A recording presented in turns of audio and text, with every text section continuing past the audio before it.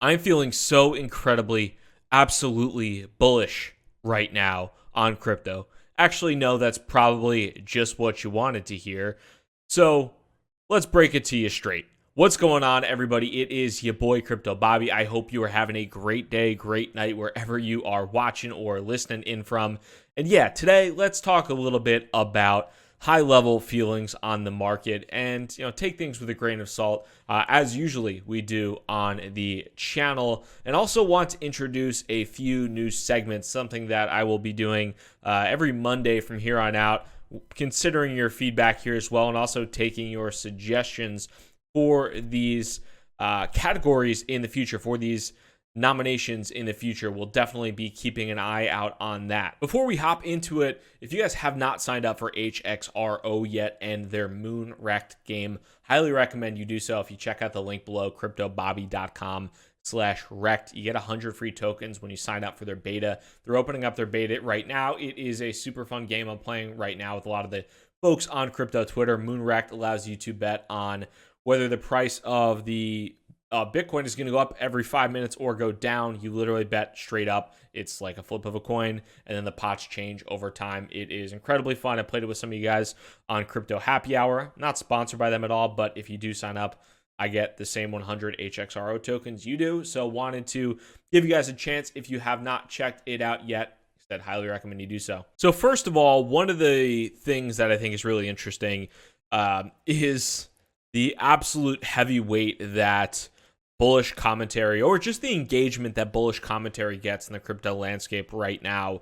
And this is not in reference to this tweet. I want to talk about this tweet that I'm showing right now from Joseph Young. And I do think it's actually a really good tweet, and I'll talk about why I think it's a good tweet, but why it necessarily doesn't translate to value as a whole. But taking a step back, I think it's really funny to watch right now within crypto Twitter, within crypto YouTube, really anywhere where this like bullish commentary, anything that has the scent of, oh, my bags are going to pump, it gets incredible engagement, or at least incredible in comparison to anything else these days. It gets really solid engagement. People get really excited, get really jacked up about it. Just because, hey, it's going to pump your bags, or maybe this suggests that it'll pump my bags, and it kind of confirms my beliefs that, hey, I'm holding on to this cryptocurrency, so I'm going to be rich in a year, in 6 months, whatever it is, 5 years, 10 years from now. But when you step back from a lot of that is kind of thinly veiled and just done for engagement. So I wanted to remove that. But looking at this tweet, I think this is a fantastic tweet from Joseph Young. And he says, these companies are all involved in crypto in some way. JP Morgan, the world's largest bank. Facebook, the world's biggest social media platform. Kakao, I'm probably pronouncing that wrong. I'm not from South Korea, but South Korea's biggest social media messaging and ride-hailing platform. Also Fidelity, ICE, which is the parent company of the New York Stock Exchange, backed Julius Baer, Shinhan, many more, still a fad. I do think this is a really good point because when you're looking at the infrastructure being built out in crypto, a lot of people are talking about, oh my God, I've never been more bullish on crypto. I'm so bullish on crypto. Crypto is going to go to the moon.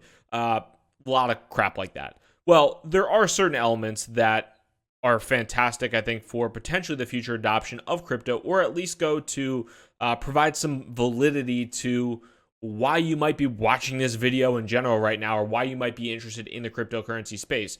It is not a fad. It is not a coincidence that JP Morgan is building a stablecoin on a private version of Ethereum. It is not a coincidence why Facebook has some of their best employees, the former president, I believe, of PayPal, leading their blockchain efforts. It is not a coincidence why Fidelity is creating their digital assets arm and now has live customers on it, why ICE is investing in technology for cryptocurrencies and for digital assets and for Bitcoin. These are not all coincidences.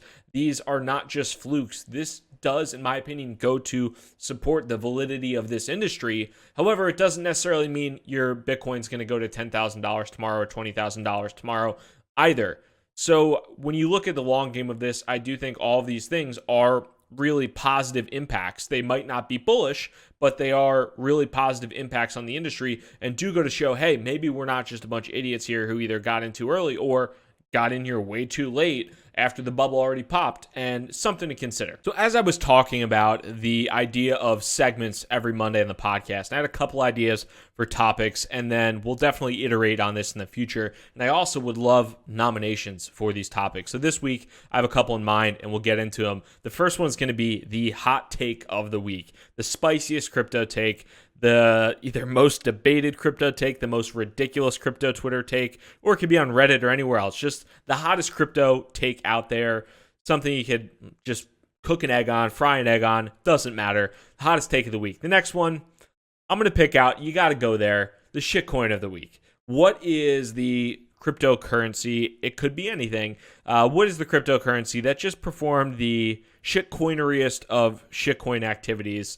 And something we can laugh at. It doesn't necessarily mean that it's a bad cryptocurrency. Doesn't necessarily mean that I hate the cryptocurrency or you hate the cryptocurrency. But what is the shitcoin of the week? And then we'll go to time travel, which is a date since cryptocurrency was essentially created in the past, let's say 10 years for the inception of Bitcoin. Looking back at this time exactly either a year ago, 3 years, 5 years, 9 years, whatever it might be, what was happening back then? Maybe it was the price of that cryptocurrency. Maybe it was something else. We'll take a look back in history at that cryptocurrency. And then lastly, we'll look at the pump of the week. So what cryptocurrency performed the best in the last 7 days, and why did it perform the best? Was it some crazy rumor? Was it something else? Was there some type of technical factor?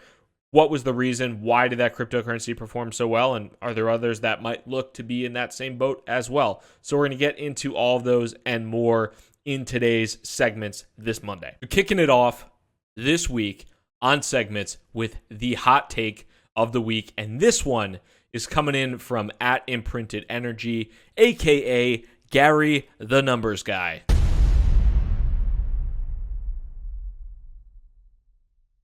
And so Gary says, we'll file a class action lawsuit against #Twitter for giving frauds and economic terrorists a platform to sucker the public out of billions of dollars as a whole. Bitcoin Twitter has caused so much misery. Twitter has a moral responsibility to make sure this never happens again. Now, this is such a great take. This is such a hot take that I don't even know if it's real. I have no idea if this is real life or if this is a fantastic troll. It's probably a 50-50, probably a coin flip at this point in time as to whether or not this is real. But this is one of the best Twitter accounts that I've seen, suggesting to file a class action lawsuit against Twitter.com for providing people access to talk about Bitcoin because it has defrauded the general public out of their money and has caused a lot of misery and allowed for the pump and dump of Bitcoin. I think this is a wonderful take. It is spicy hot. And I think that this has a really good chance of standing up in court. I mean, if Gary the Numbers Guy hires Harvey Specter to go out there and start suing Twitter and Jack Dorsey, I think he has a really good shot of winning. And I think every Twitter user might get like 4.5 cents, maybe 5 cents from such an engagement. I think it'd be a very fruitful effort. And for that, I think Gary the Numbers Guy and @Imprinted Energy definitely deserve the hot take of the week for this spicy bit of morsel here. Now, as we talked about before, the shitcoin of the week goes to the cryptocurrency that is not necessarily the worst overall. It could be, but it's not necessarily the worst overall. It is just a cryptocurrency that is going through a downtrodden, hard luck time in this cold cryptocurrency world. And for this week, we have our good friends at Bitcoin Private.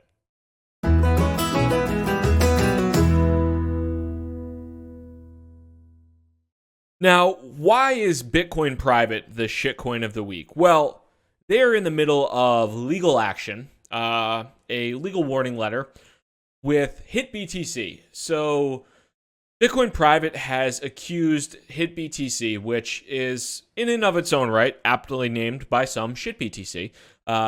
Excuse the profanities, but Bitcoin Private team is accusing the crypto exchange HitBTC of fraud after they were delisted.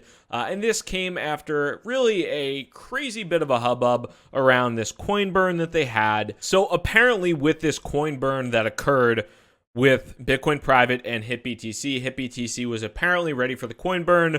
Bitcoin Private went through the process of informing them that, hey, this is this event that's going to happen. You need to be prepared for it. Apparently, HitBTC wasn't prepared for it. And because they weren't prepared for it, they were asking for compensation in return of this lack of preparation. A lot of he said, she said. But when you take the covers off all of it, it's rather hysterical in two manners. And this is why Bitcoin Private gets the wonderfully desired title of Shitcoin of the Week. Number one, Bitcoin Private paid $500,000 to HitBTC for a listing fee. Let me repeat that again. $500,000. That's 500,000. That's a lot of money to be listed on HitBTC. So, number one, let that sink in. Number two, Bitcoin Private is a decentralized project. Where does a decentralized project that is, a fork of Bitcoin get $500,000 from? Out of nowhere. I don't know. They have a community fund, yada, yada, yada. So decentralized that they were able to pay a $500,000 fee for listing, as well as hire a law firm to represent Bitcoin Private. Two rather interesting things. Now, to put a little bit of salt in the wound, right now, if we hit up our good friends at CoinMarketCap, the volume on 24 hours with Bitcoin Private is now down to a paltry $19,000.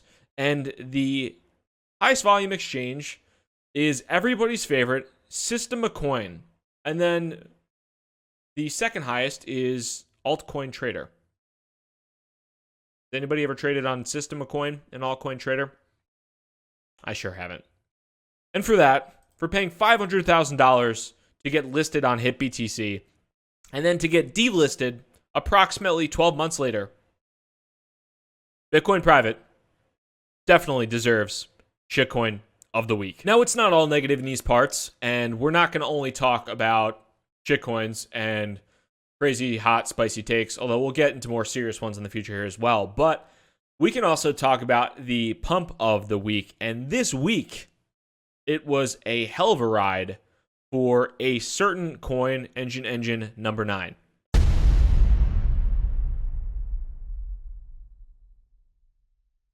So in the past 7 days, and this is just in the past 7 days, it's actually up significantly more outside of 7 days.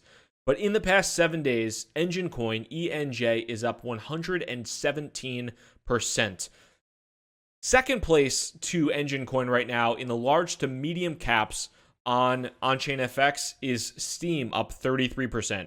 There is a massive delta there between Engine and Steam. And when you look at that, why did Engine pump that hard? Why is it the pump of the week? Well, it's pretty simple. Engine is one of 4 dApps that are being added and are available currently on the Samsung Galaxy S10. So there are 4 dApps that are available right now on the Galaxy S10 new mobile phones, obviously from Samsung. As expected before, this is from the block, there is a beauty social media app, Cosme, the crypto gaming platform, Engine, hence the ENJ pump. And there are also 2 other dApps available, CryptoKitties and a payment service called CoinDuck. All the dApps are currently supported by the Samsung blockchain wallet. So Engine is up massively. You could say with the level of partnerships in the cryptocurrency space, a lot of them are BS. This is certainly a worthwhile partnership for Engine. Does this necessarily translate to economic value in the future for Engine holders? I'm not certain I'm not certain. I'm not certain of the token economics behind Engine and how the new integration between Samsung and Engine really has any long-term impact on token holders for ENJ. But when you do look at it, obviously a positive to see Samsung adopting this type of technology, and big shout out to Engine Coin for getting that done. Are you ready for some time travel? As the great Abraham Lincoln once said, 4 years ago on Fortune.com, we go to an article on Fortune.com from March 11th, 2015. Yes, that was actually 4 years ago. And the article is entitled, Why March 10th Was a Big Day for Bitcoin. And when we look at the price of Bitcoin 4 years ago, we see a solid total of $290. Very much in the doldrums of the 2015 Bitcoin bear market, talking about a number of different topics, of which I think are interesting. When we zoom back 4 years, you can see how, I would say, lightly developed the infrastructure was in comparison to where we are now. Thinking about the entrants that are in the space. You have now JP Morgan developing, you have Facebook doing all this stuff, you have ICE raising, or you have Bakkt raising a ton of money, you have Fidelity now custodying assets. When you look at this article, it goes to show over the course of 4 years, in many respects, how far Bitcoin has come and how far the cryptocurrency industry has come. The big news in this article is actually the raising of venture capital for 21, which turned eventually in a long journey into earn.com. So at this point in time on Tuesday, they talked about the Wall Street Journal reporting a secretive Bitcoin startup called 21, which had raised $116 million in venture capital from prominent firms such as Andreessen Horowitz, RSE Ventures, Coastal Ventures. And at that point in time, the most any Bitcoin startup had raised to date was Coinbase, which had raised $105 million in multiple rounds of fundraising. Funny part about that is, as some of you might know, but some of you might learn right now, Coinbase ended up acquiring 21, which transitioned over many iterations into earn.com and essentially acquired earn.com for the amount of money that they had in venture capital. So it's basically a net for the team at 21. And lastly, shout out to Reddit during this time frame. Fortune goes on to say, naturally, the Bitcoin fanatics who frequent Reddit's Bitcoin section are excited. We just broke through 293 on Bitstamp, posted one user, and another person responded, we have been here before, keep your pants on. That is a fantastic response. But also, when we think about where we are right now, in 4 years, we have 10x'd the Bitcoin price alone. Pretty incredible to think about when you think about a bear market and how it has been a bear market now for about close to 15 months at this point in time, 14 months or so for Bitcoin. It's incredible to still think that it's been a 15-month Bitcoin, but there's still been a 10x, over a 10x in the price since this article 4 years ago. Now, like I said, I definitely plan to iterate on this little Monday segment where we'll have the hot take of the week, the shitcoin of the week, the pump of the week, time traveling back. So a lot to iterate on. I think a lot to improve on probably as well. But one of the big things I'd like is I will call out for nominations as well. If you have a cryptocurrency, whether it was a token sale, a crypto that said something ridiculous, something blowing up on Reddit, whatever it might be, definitely feel free to tweet me anytime for nominations on this, and I would absolutely love to hear it. As always, is at crypto_Bobby on Twitter.